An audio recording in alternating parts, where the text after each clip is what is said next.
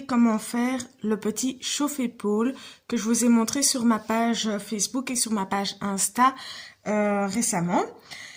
J'avais proposé justement de vous expliquer comment j'avais fonctionné et apparemment il y avait pas mal d'entre vous qui étaient assez intéressés.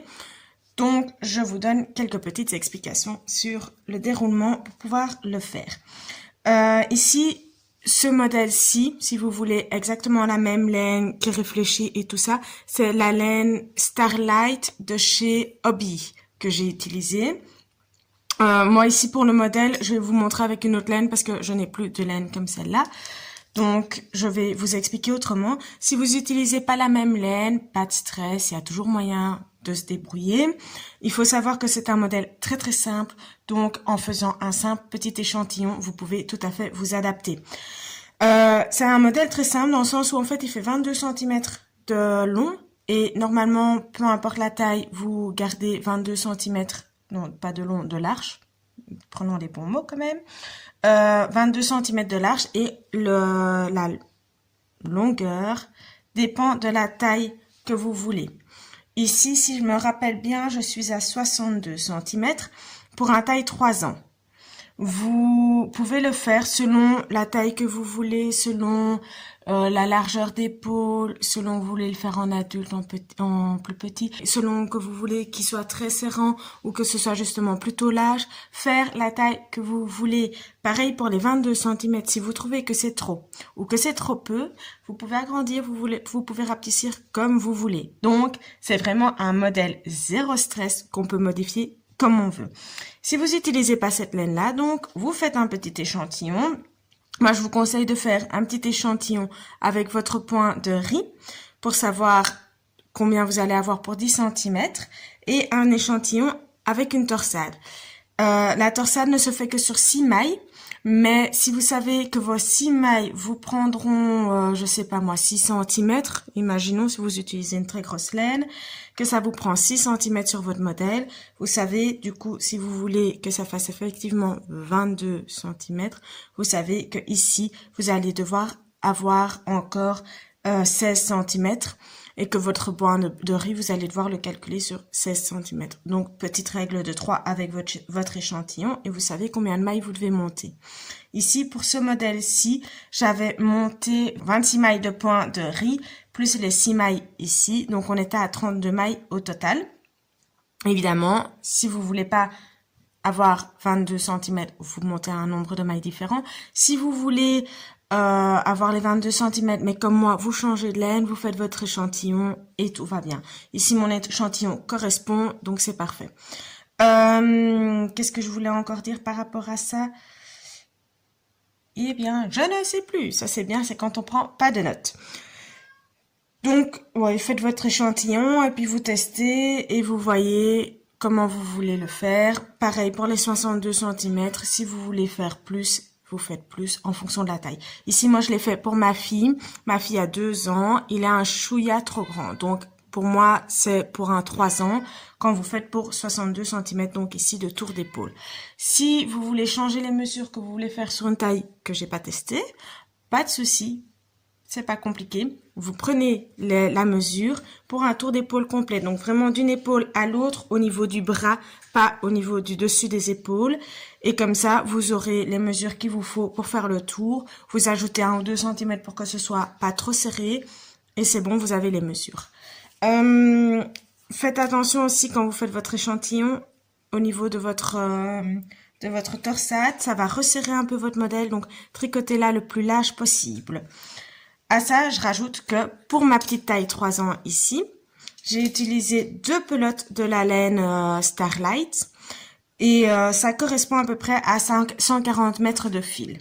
Si vous prenez un fil que vous doublez, attention que vous devez calculer le double. Vous allez avoir du coup besoin de 280 cm de fil. Donc voilà, vous aurez besoin pour ce modèle. Donc pour ma part ici, 2 pelotes de ma laine, comme elle correspond assez bien à la Starlight. J'ai pas besoin de trop modifier à ce niveau-là. Le même nombre de pelotes, c'est bon. Un petit bouton. Moi, ici, j'en ai pris 2 parce que je vais voir quand j'aurai fini lequel va le mieux avec mon modèle. Vous aurez besoin aussi de pression pour mettre dessus. Évidemment, moi, j'en ai plus. Donc, je ne sais pas vous les montrer là tout de suite. Je vais essayer d'en commander pour la fin du modèle. Donc, des petites pressions, parce que je ne le ferme pas avec le bouton. Le bouton est juste décoratif dans ce cas-ci. Et évidemment, votre paire d'aiguilles qui correspond à votre laine ou à votre échantillon. Et une aiguille à torsade. Rien de plus compliqué. Jusque-là, tout va bien. Alors, pour réaliser le modèle, c'est un modèle qui, je dirais, niveau intermédiaire, parce que on a ce point de riz qui est débutant, qui est super facile, et puis on a cette torsade qui est pas super compliquée, mais qu'il faut quand même savoir avoir un petit peu en main pour pouvoir arriver à le faire. Alors, vous prenez votre pelote, vous prenez votre aiguille, et là on va commencer le modèle de manière toute simple, évidemment. Donc, une fois que vous avez fait l'échantillon, vous savez le nombre de mailles que vous devez monter. Dans mon cas, ici, je dois en monter 32. Et vous montez donc vos 32 mailles sur votre aiguille. Pas très compliqué, on est d'accord. Alors, je vais monter mes 32 mailles et je vous retrouve après. J'ai donc monté mes 32 mailles. Je vais donc commencer le modèle. Alors, je commence avec mes 6 mailles pour ma torsade, donc je tricote simplement en jersey endroit. Si vous ne savez plus comment faire le jersey endroit, n'hésitez pas à aller voir dans mes vidéos pour débutantes. Je le réexplique dedans, c'est assez simple. On tricote simplement toutes les mailles à l'endroit et puis au rang suivant, on tricote ces mailles-là à l'envers. Alors, pour celles qui ont besoin d'avoir un petit quelque chose pour savoir où doivent être leurs mailles endroit, vous pouvez ici, à la 6e maille, mettre un petit marqueur de maille. C'est votre première maille de jersey endroit. Je vais rezoomer un petit peu parce que j'ai l'impression qu'on voit pas super bien. Donc 6 mailles à l'endroit. Et puis, on va commencer le point de riz. Si vous savez plus comment faire le point de riz, de nouveau, je vous invite à aller voir dans mes vidéos. Je l'explique aussi dans les vidéos pour débutantes. Donc, on fait une maille envers, une maille endroit, une maille envers, une maille endroit jusqu'à la fin de votre rang. Pour le point de riz, en fonction du nombre de mailles que vous avez montées, vous allez peut-être devoir apprendre à reconnaître vos mailles endroit et vos mailles envers pour ne pas vous tromper. Alors là, de nouveau, si vous savez pas comment les reconnaître, n'hésitez pas, dans mes vidéos pour débutantes, j'ai aussi fait une vidéo pour apprendre à reconnaître les deux. Donc, n'hésitez pas à aller les revoir pour avoir plus facile et pour pouvoir vous en sortir facilement sur le modèle. Et donc, on fait maille endroit, maille envers, donc point de riz jusqu'à la fin du rang. Et alors, on va faire 7 rangs de cette manière-ci. Et c'est le 8e rang qui est une torsade. Je fais ma torsade tous les 8 rangs. Il faut savoir que pour faire la torsade toujours sur le même côté du travail, il faut que votre premier rang, en fait, votre première torsade soit un tout petit peu moins haute ou un tout petit peu plus haute que les prochaines torsades. Donc moi je le fais tous les 8 rangs et ici en fait je vais faire au 7e rang ma torsade et puis tous les 8 rangs je ferai les torsades après ça. Donc la première fois je décide de faire un rang en moins pour que ma torsade soit toujours sur le même côté, soit sur l'envers, soit sur l'endroit de mon travail. Là déjà vous pouvez vous permettre un peu de fantaisie et décider de faire votre torsade au lieu de la faire sur 8 rangs comme moi, de la faire sur 6 ou sur 4, faire des torsades plus serrées ou des torsades moins serrées, de faire sur 8 par exemple. Donc là, on peut déjà se permettre un peu de créativité et le faire déjà un peu comme on veut. Donc voilà, alors je retourne mon travail. Je fais mon 2e rang, donc en point de riz. Donc ça veut dire que mes mailles qui sont à l'endroit, je les tricote à l'envers et mes mailles qui sont à l'envers, je les tricote à l'endroit. En n'oubliant pas de bien faire la maille lisière, donc la première maille ici, on ne la tricote pas. Sur votre torsade, c'est pas grave si vous la tricotez. Moi, je vous conseille de ne pas le faire parce que ça restera quand même plus joli, je trouve. Mais sur le côté, donc sur le bord ici au-dessus de votre ouvrage, je vous conseille de le faire pour que ça ne se voie pas, que ce soit plus joli. Alors ici, évidemment, moi j'ai fait l'erreur. Ma maille qui suit, ma 2e maille est à l'envers, donc je vous conseille de mettre votre fil alors devant, de passer votre maille comme si vous alliez la tricoter à l'envers et puis de tricoter la maille qui suit. Et si vous le faites à l'endroit, bah alors mettre votre fil devant et passer votre derrière et passer votre maille comme si vous alliez la tricoter à l'endroit. Ça vous fera une maille lisière beaucoup plus jolie. Et vous tricotez donc tout ce rang-ci en poinderie jusqu'aux 6 dernières mailles. Les 6 dernières, vous les tricotez à l'envers pour avoir votre point en jersey sur votre torsade. Vous allez donc faire ça sur 6 rangs et au 7e rang, on va faire notre petite torsade. Donc, vous voyez, jusque-là, c'est pas compliqué. C'est au moment où on arrive sur la torsade qu'il faut avoir un tout petit peu de technique pour pouvoir s'en sortir et pouvoir s'y retrouver. Pour celles qui ont donc du mal à savoir où faire leur jersey, eh bien, n'hésitez pas à aller mettre votre petit marqueur de maille pour pouvoir vous y retrouver. Moi, je l'utilise pas parce que moi, ça m'ennuie plus qu'autre chose, avoir ces marqueurs sur mon ouvrage et je préfère venir compter ou être plus attentive et bien regarder ce que je fais pour m'en sortir. Donc voilà, j'arrive donc ici à mes mailles qui vont faire ma torsade.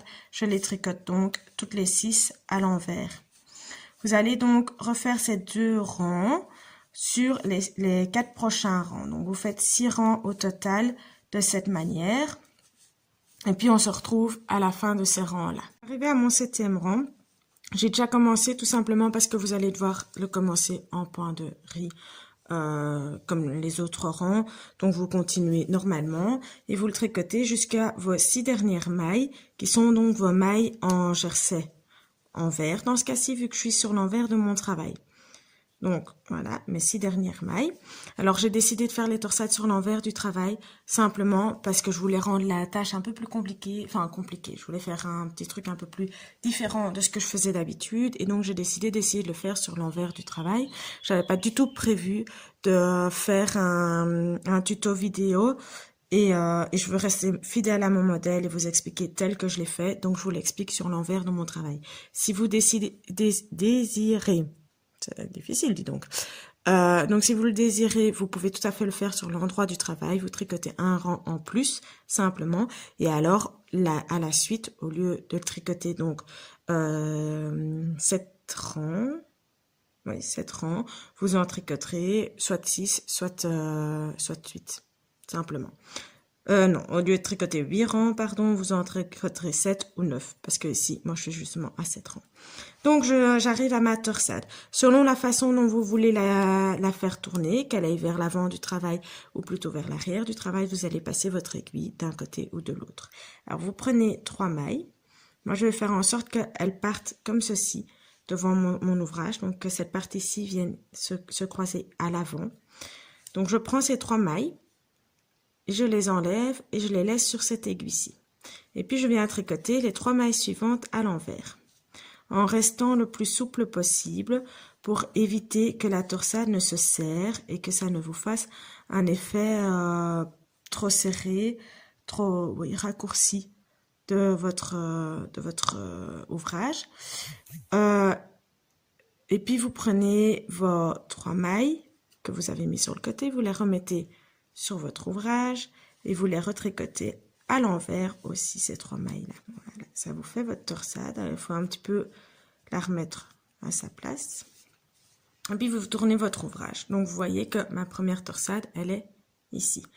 Ce que vous allez faire maintenant, c'est les 7 prochains rangs, vous refaites la même chose. Donc, on commence par les 6 mailles en droit, 6 mailles jersey en droit simplement. Donc, on les tricote toutes les 6 à l'endroit normalement.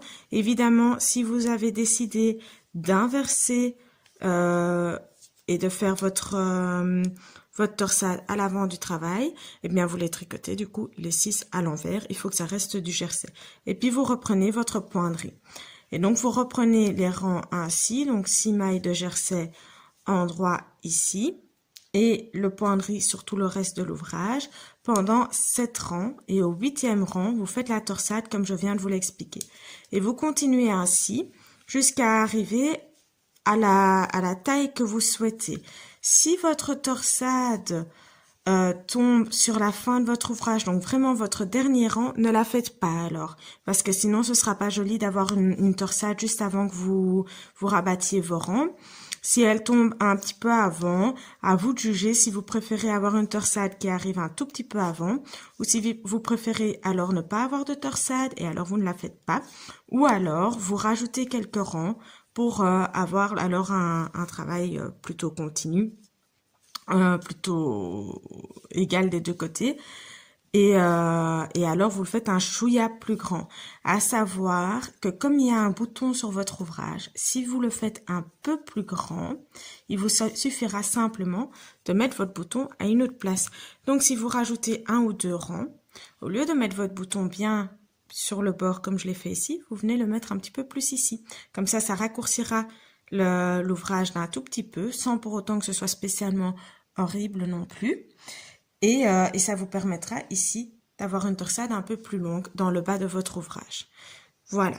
Alors, je vous retrouve quand on aura fini de faire toute notre torsade et toute notre pointerie et qu'on arrivera au rabattage des mailles. Donc, arrivé à la fin de mon ouvrage, ici, je l'ai fait un petit peu plus petit vu que mon ouvrage précédent était un petit peu trop grand pour ma fille. J'ai profité que je devais vous faire cette vidéo pour lui en refaire un à sa taille. Donc l'ouvrage précédent, je ne suis plus certaine de ce que je vous avais donné comme mesure en début de vidéo, mais comme je n'ai pris aucune note, c'était plutôt compliqué pour moi de me rappeler exactement des mesures nécessaires. Mais donc l'ouvrage précédent en 3 ans fait ici 22 de large et 56 de long.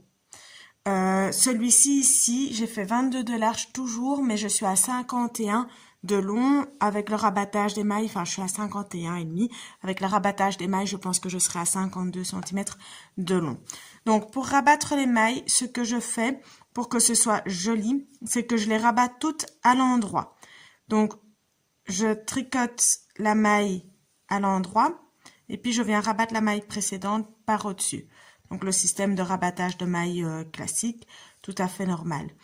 Vous avez remarqué que ce modèle n'est pas compliqué du tout. Je le mets en intermédiaire simplement parce qu'il y a les torsades et qu'il faut voilà, apprendre un peu la technique et trouver le truc avec les torsades, on va dire, pour éviter de les faire à l'envers, de faire une fois une qui se croise par devant et une autre qui se croise par derrière.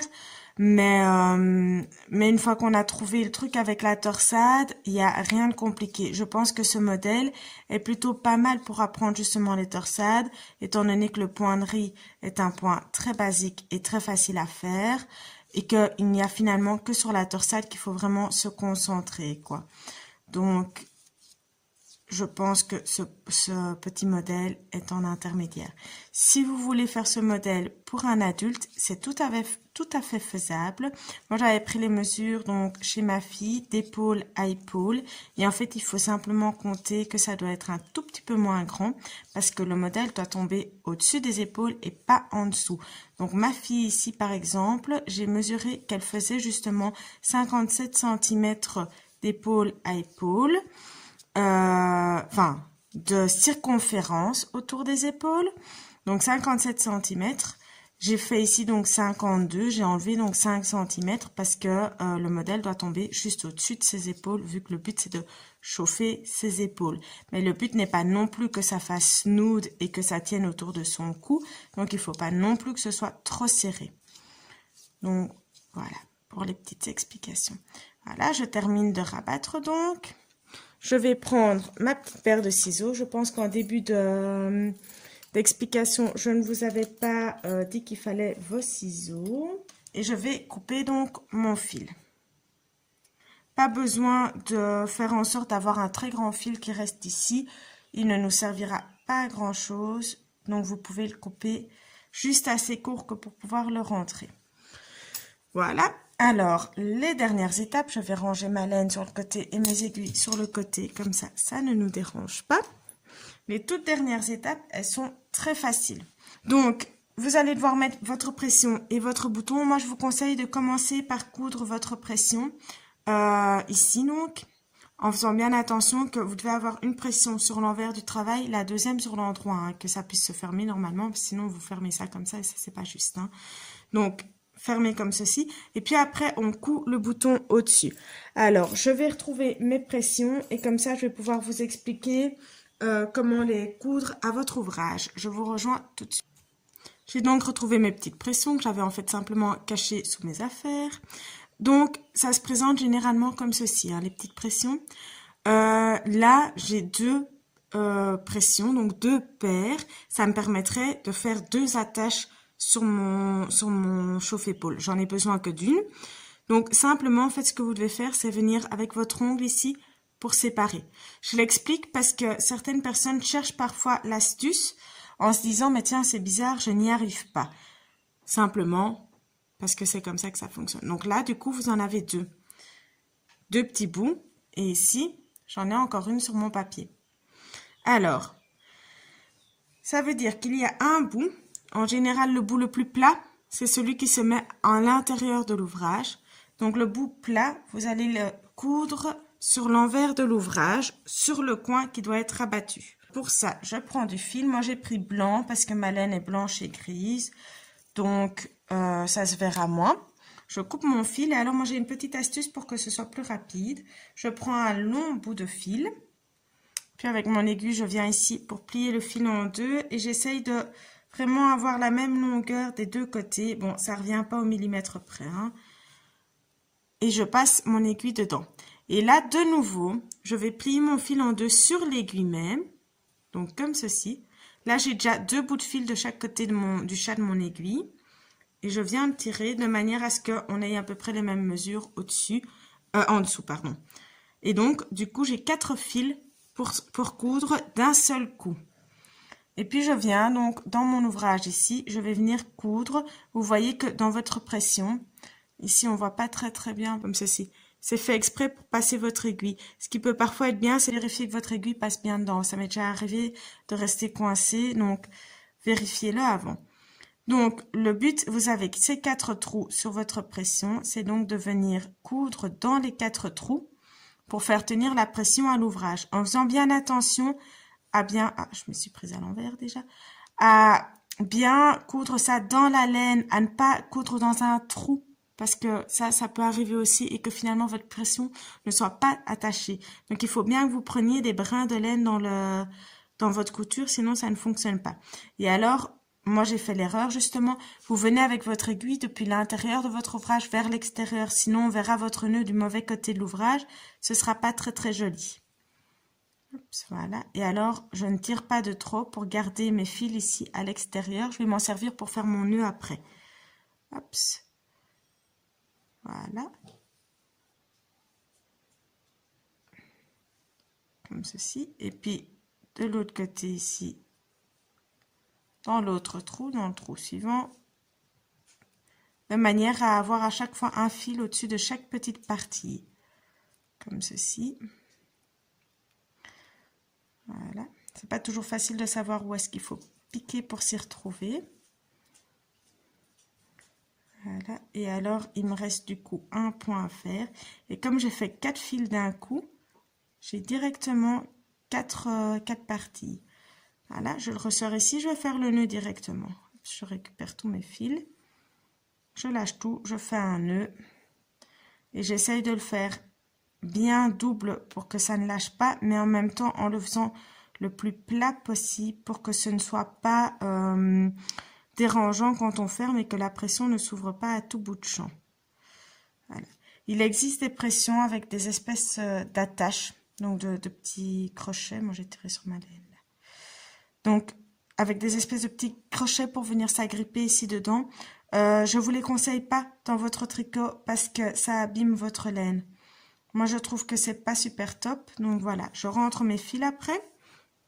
Je vais reprendre mes ciseaux. Donc, je coupe mon fil après avoir rentré dans mon ouvrage, et puis je vais rentrer les 2 autres fils précédents, les 4 autres fils précédents, ben dis donc ça va vraiment pas, dans mon ouvrage aussi pour les cacher. Et puis vous allez simplement coudre du coup l'autre partie de la pression. Alors pour celles qui sont plus expérimentées, ça peut être ennuyant que je vous donne toutes ces explications parce que vous savez très bien comment faire. Pour celles qui sont pas expérimentées, ça peut être bien justement que je vous les donne parce que justement vous avez peut-être pas l'habitude de faire tout ça. Bon, je n'arrive donc pas à faire passer mon fil, c'est pas grave, je les rentrerai après. Je prends donc la deuxième partie de ma pression. Et là, je tourne mon ouvrage pour être sur l'endroit de l'ouvrage parce qu'il faut que ça se ferme comme ceci. Donc il faut être bien attentif à mettre la deuxième pression ici au bon endroit. à la limite, faites comme je viens de faire. Donc, mettez votre ouvrage correctement dans le bon sens et venez le fermer comme ça pour voir où est-ce que votre pression doit arriver. Vous prenez de nouveau un nouveau fil et je vais faire exactement le même système que pour la pression précédente. Voilà, j'ai donc cousu mes pressions. Alors, j'ai juste oublié de vous préciser, quand vous cousez votre pression, de faire bien attention. D'un côté, vous devez avoir la petite pine qui ressort. D'un autre côté, vous devez bien avoir le trou. Sinon, vous ne saurez pas fermer votre chauffe-épaule. Donc, faites bien attention à bien avoir les deux. Alors, moi, j'ai mis ma pression vraiment bien sur le bord parce que chez ma fille, ce sera du coup assez serré. Si vous avez fait la mesure de base, mais que vous voulez pouvoir changer la taille en cours de route, n'hésitez pas à mettre plusieurs pressions de manière à pouvoir du coup changer au fur et à mesure. Plus votre enfant grandit, plus vous allez pouvoir déplacer et agrandir votre chauffe-épaule. Alors, l'étape qui reste à faire, c'est de venir mettre du coup votre petit bouton. C'est un bouton décoratif, donc vous pouvez le mettre comme vous voulez. Alors, de nouveau, l'étape, elle n'est pas compliquée. On prend du fil, on prend une aiguille. Moi, j'ai choisi finalement le bouton blanc. Alors, de nouveau, comme là tantôt, j'ai plié mon fil en deux et j'essaie de faire en sorte d'avoir deux bouts de la même taille de chaque côté, à peu près. Et puis, je vais venir le recouper en deux et le passer dans mon aiguille pour avoir un fil quadruple plutôt qu'un fil simple. C'est beaucoup plus rapide pour vos coutures. Et donc, voilà, pour terminer mon ouvrage, donc j'ai placé le bouton comme je viens de vous le dire. J'ai rentré mes fils et il n'y a plus qu'à le porter. N'hésitez pas à le laver une fois avant de le mettre, évidemment, c'est toujours mieux. Voilà, j'espère que je vous verrai au prochain tuto. Ciao!